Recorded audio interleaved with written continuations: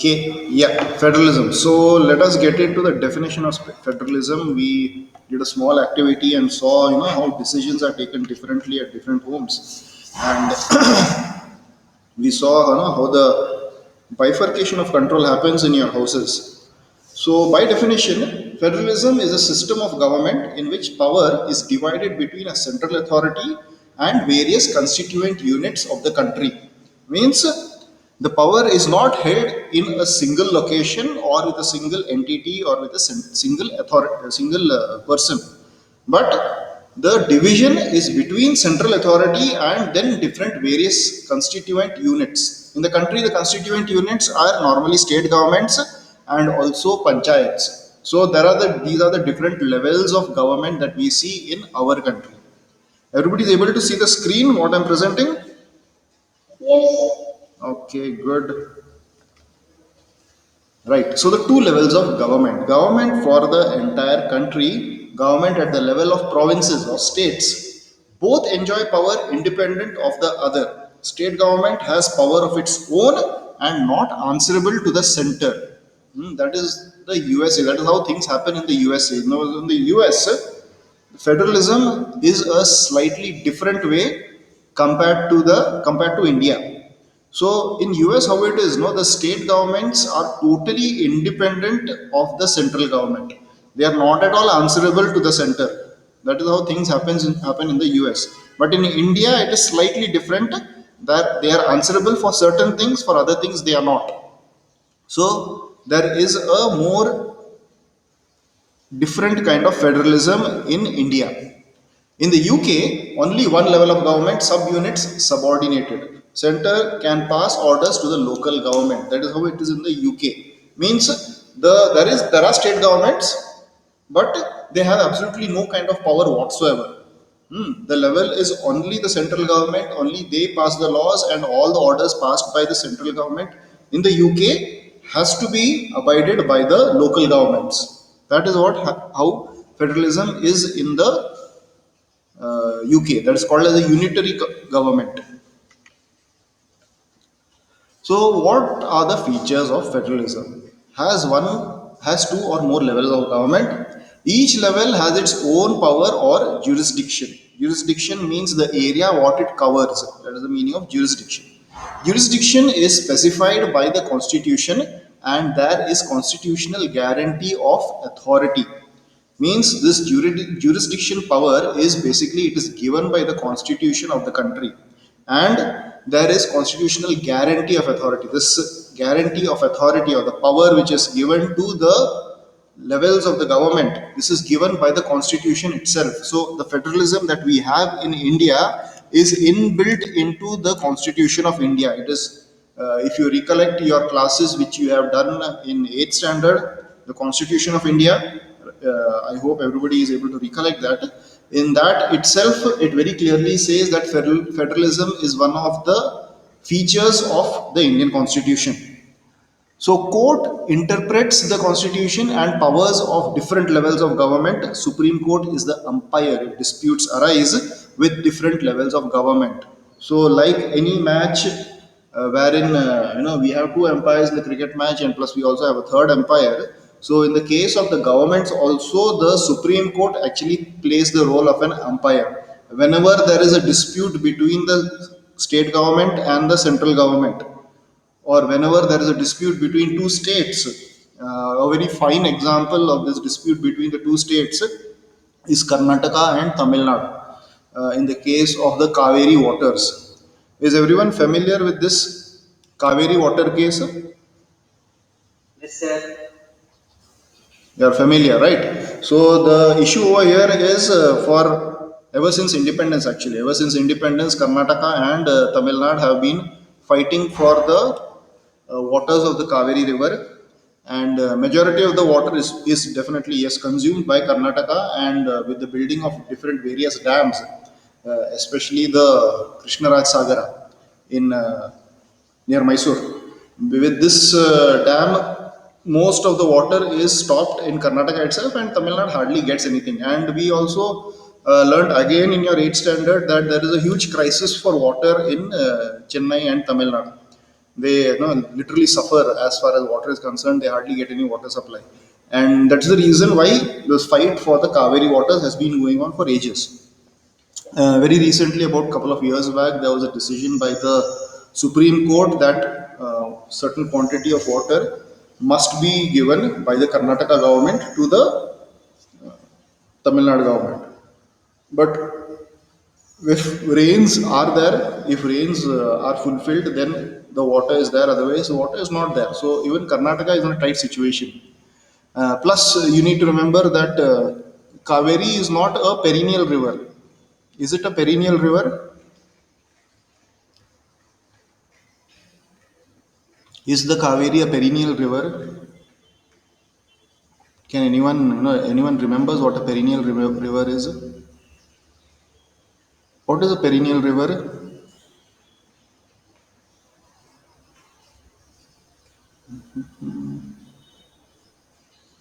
Can anyone tell me what is a perennial river? You're absolutely right, Shafa. That is, a perennial river is a river which flows 12 or basically throughout the year, has a continuous source of water. So the rivers which originate from the Himalayas, they are all called as perennial rivers because the melting glaciers provide them with the water, and in the rainy season the monsoons provide them with the rivers with the water. So the Himalayan rivers, they are all perennial rivers, whereas the other rivers which originate at different locations below that, these rivers, they are not perennial rivers, and Kaveri falls in that category. It is not a perennial river, so that's why it depends upon the monsoons. If monsoons are bad, again the water would not be there, right? So that was about perennial rivers. Again, we came into this because we were talking about the dispute between two state governments. So this is where the Supreme Court plays the role of an umpire, and it works to settle the differences between the two states. Okay, yeah, right. So, what are the objectives of federalism? Primary objective is to safeguard and promote the unity of the country. See how it works is, in case of India, we know very well that India is a linguistic country. When I say this word linguistic country, is it means that each and every state has its own signature language. Other than a few northern states, like Haryana, UP, and all, where they speak Hindi. Other than those, all the other states have their own distinct language. Do you agree with me on this point?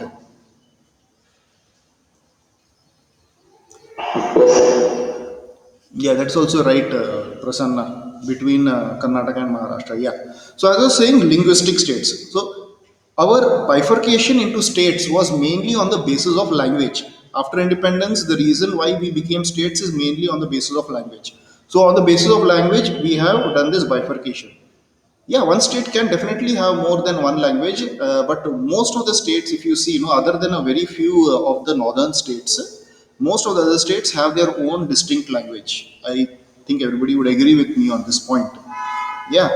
So, yeah, the linguistic states, and each and every of these states, they have that distinct regional diversity. They have that distinct regional diversity. The customs which we follow here, in the customs and traditions which we follow here in Karnataka, are very much different from the customs and traditions in Tamil Nadu. It's different from the ones in Kerala. So each and every state has this regional diversity, has the language. Yes, that's right, Prasanna. So that is one reason why the identity of each state is very precious for each other.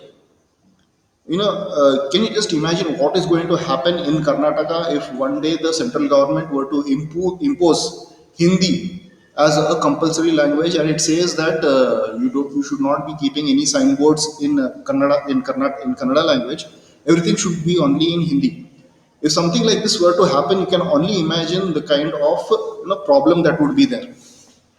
So as I'm saying, this unity and this regional diversity, this languages, all these things are extremely precious to each and every state, and that is one primary reason why this federalism plays a very important role. If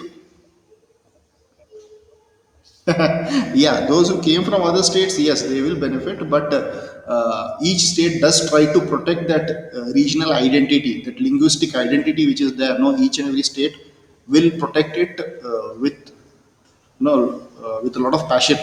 So that is the reason why this federalism is created, so that that unique identity of each state remains, it is maintained, and whereas the state center will work as a unifying factor and all the machinery works together.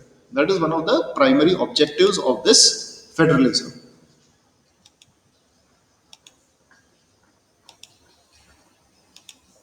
Okay, yeah. Two crucial aspects of an ideal federalism: governments at different levels should agree to some rules of power sharing. Trust and agreement to live together must be there. These are two very crucial aspects. If these two things, there is no understanding as far as these two things are concerned, then federalism will not work. So, at different levels of the government, there should be a power sharing. What should come under the central government, what should come under the state government, there should be an understanding. And there should be trust and agreement to live together, which is of utmost importance. Okay, so now let us look at different ways in which this federalism actually is implemented in different parts of the world. So we will, there is no one single form of federalism. The basic idea of federalism is distribution of the functionings, distribution of the roles of the central government and of the state government, right? This is the basic idea of the of federalism. So now let us see in what ways this distribution happens. How is this thing being done? Now one way is coming together. Coming together, we see this in countries like the US, the Switzerland and Australia, wherein independent states come together on to form one bigger unit, increase security by polling sovereignty and retaining identity. Here the states have a very strong identity of their own, because the state has equal power as the center. All constituent states have equal power, each and every state has equal power over here, and they do not need to actually abide by the rules of the central government. That is the how it works in the US. So of course this could lead to plenty of conflicts, but somehow for a country like US it is working for them. So that is called as coming together. And another one is holding together. Means there is something else which is holding these things to these states together. It happens here in India, Spain, and Belgium. Large country decides to divide power between constitutional units and the center. Center is more powerful vis-a-vis the states. Means as compared to the states, the center is more powerful. The states have lesser power. Constituent states of federation have unequal power. Means constituent units of the federation have unequal power. Means the states do not have equal amount of power everywhere. Depending upon the size of the states, depending upon various different factors, there is inequality in the power. Means over here how it is, right? We have union territories. Okay, these are the constituent units. We have union territories, we have states. So the powers which are vested in the states are not same as the powers which are given to the union territory. There is lots of difference. So it is a more tailor made kind of situation. It is not one size fits all. It is a tailor made kind of situation which works for running the country in a better way. Has everybody understood this coming together and okay, holding together? Yes, sir. Yeah, I have told this in the previous class also. There is a difference between federalism and power sharing and separation of power or power sharing. Okay, yeah, there is a difference. See, power sharing is basically we are talking about the sharing of power between different groups in the country. We have seen the groups in Belgium, means the English, the German speaking group, the Dutch speaking group, and the French speaking group. So between these groups, the power is shared and they form their government. Federalism is a type of government in itself. Okay, it's a provision in the constitution wherein the functioning is distributed.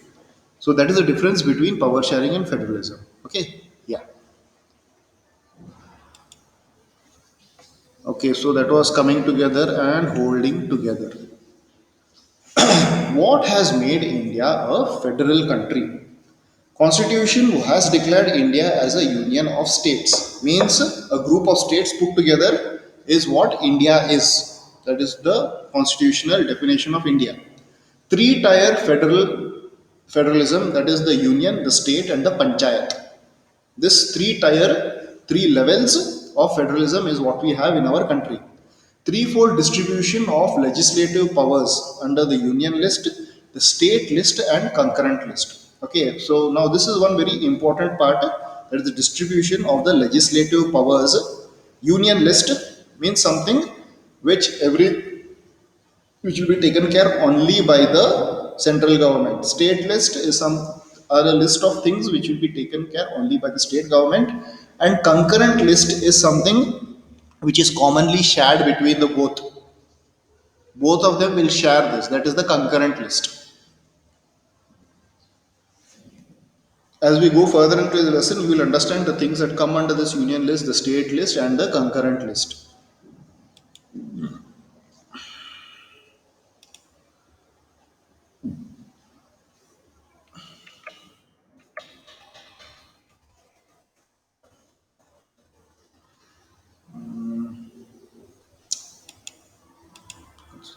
Okay. Yeah. All states in the Indian Union do not have identical powers, that is the union territory. So as I was telling in the previous slide also, there is little bit of inequality in the distribution of the powers, especially in the cases of union territories, because they do not have many authorities which the state governments have. Most of the powers are again controlled by the union over there, or the central government. Those are called as union territories. Changes in power sharing has to be passed by two-thirds majority in the parliament. Means any change in this way in which this distribution happens, always like any law which is passed in our country, that also has to be approved by a majority in the parliament. In case of any dispute regarding division of power, the apex court will take decision. The apex court of our country is the Supreme Court. So whenever there is a misunderstanding, whenever there is a dispute, whenever there is a fight between the states or between the center and the state regarding how this division of power has to happen, that time the Supreme Court will step in. And the decision taken by the Supreme Court is always final. There is no arguing upon the decision of the Supreme Court. Right. So now, as I was saying, this union list, state list, concurrent list. Let us see what things come under this and how so beautifully we are able to manage this very complex country of ours.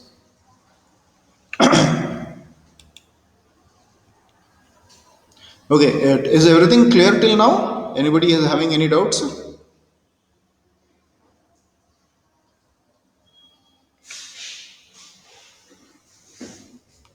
Cool, good. Okay, yeah.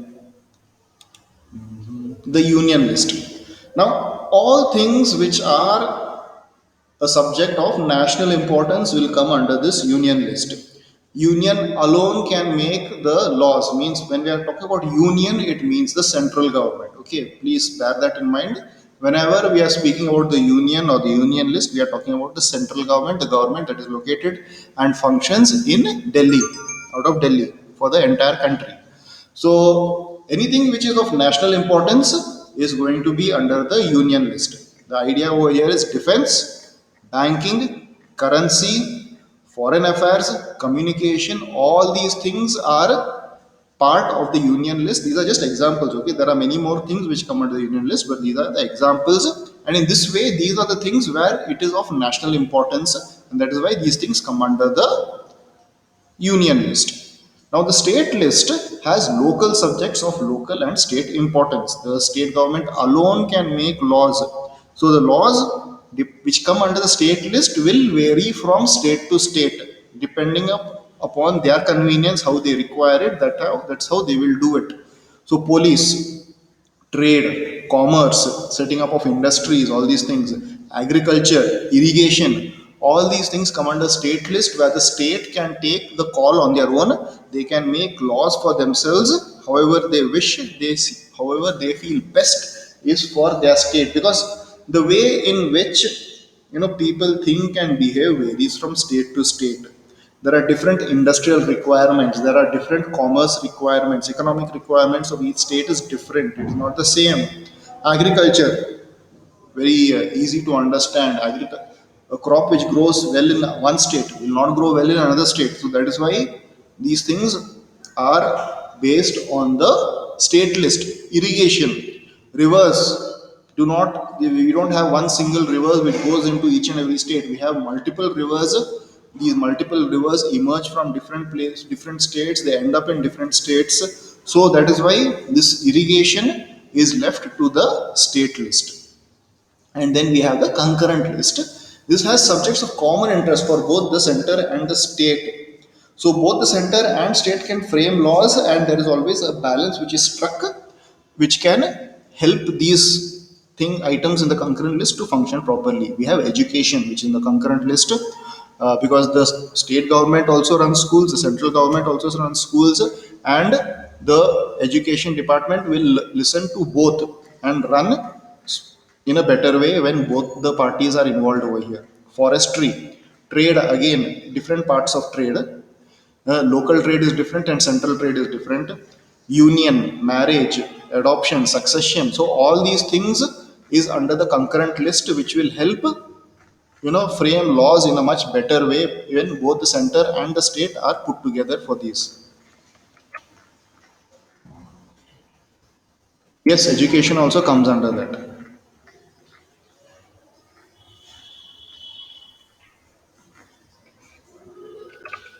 Okay. Yeah. So is the union list, state list, and concurrent list clear to everybody? Any doubts? No, sir. Okay, good. No doubts. Very good.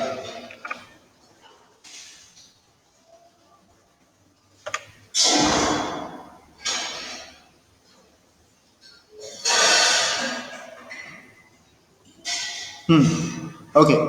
So let us learn about some features of federalism, how it works.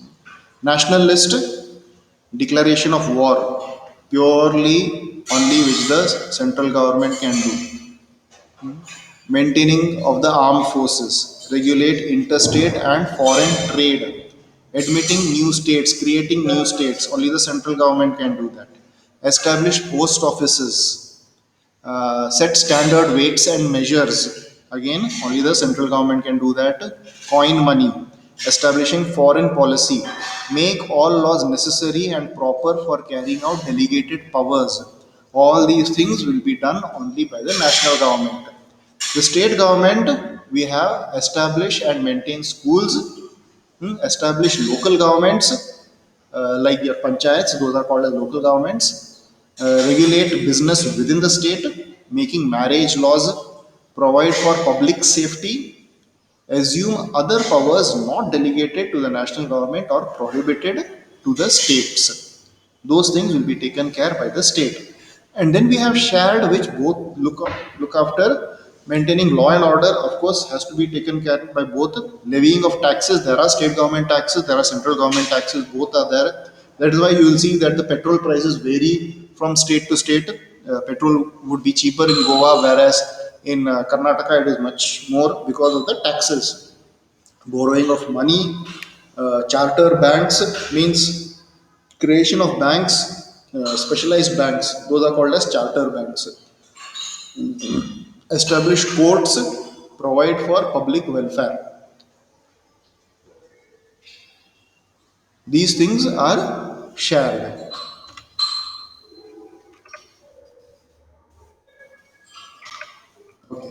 So, how does India practice power sharing? By creating linguistic states, which has made administration easier, new states have been created since 1947. No language has been given the status of national language by the constitution. You are all well aware that there is no national language there is only official language, that is Hindi, but national language status is not given to any language. So all the languages in India have the equal status, There is no national language. Restructuring of power sharing between center and state, rise of regional political parties and coalition government has led to a new culture of power sharing.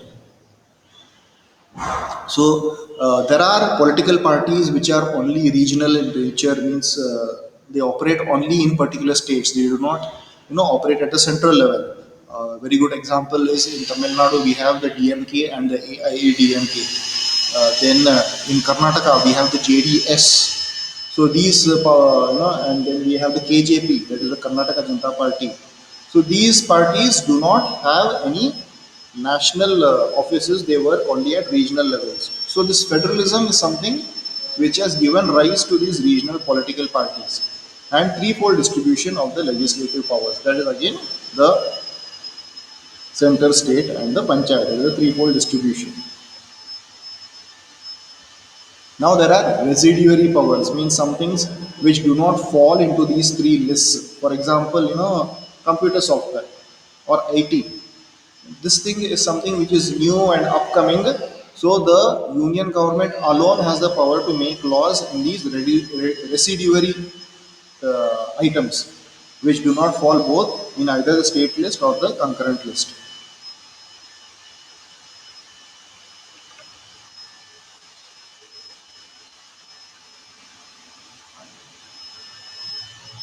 Yes, budget is done by both the unions and the states.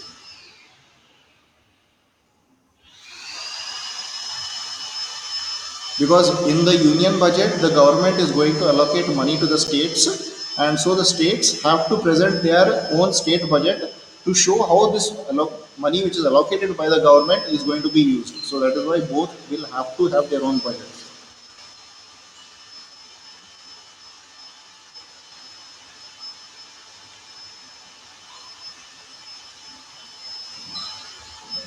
Linguistic states, many new states have been formed, boundaries have been changed, people have common languages and have been brought together.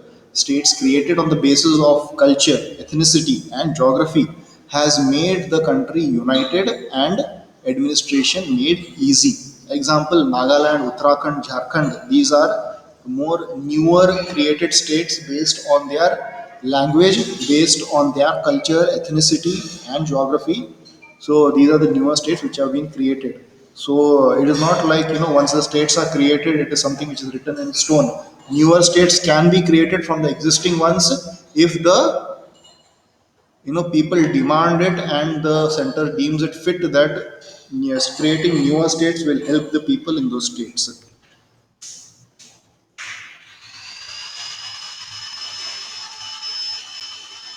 Language policy. No language has been given the status of national language in India. Central government can impose Hindi on non-Hindi speaking states. 22 languages have been recognized as scheduled languages. Means for official communication purpose, they have been recognized as scheduled languages. Center agrees to use English along with Hindi, but this flexibility is shown. By this flexibility is shown. So the language policy of our country is extremely flexible, since there is no national language and central government can't impose Hindi on non-Hindi speaking states. So they cannot impose, this in Karnataka or in Tamil Nadu, specifically in the southern states where Hindi is almost negligible. So Hindi cannot be imposed there. But there are 22 recognized scheduled languages, means official communication between the state and the central government can happen in these 22 scheduled languages. They are official languages, scheduled languages. And the center agrees to use English along with Hindi, and this shows a lot of flexibility.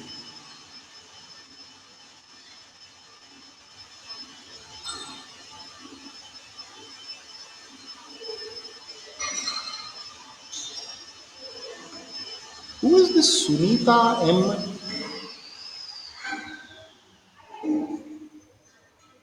Who is the student who has logged in as Sunita M?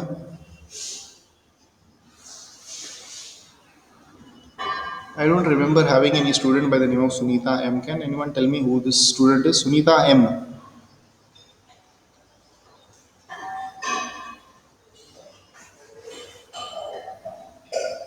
Can I know who Sunita M is? Just now, the one who typed hockey over here. Students, can you hear me? Yes, sir. Yeah, I would like to know who this Sunita M is.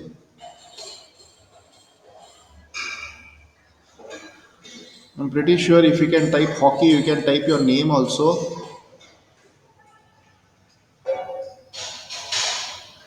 Oh boy,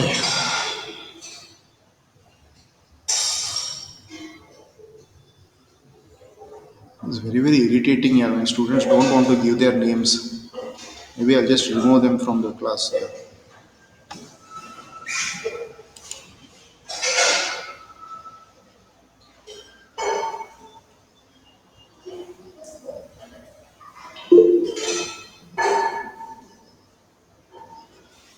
No, it can be any student, but I don't know why the student is not answering with his name. Who is the student's name? My question is extremely simple.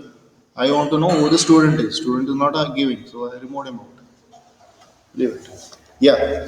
So up till now, what we did was we learned about how federalism works in our country. We saw different kinds of federalism, like coming together and holding together type of federalism, which coming together works in the US and holding together works in India.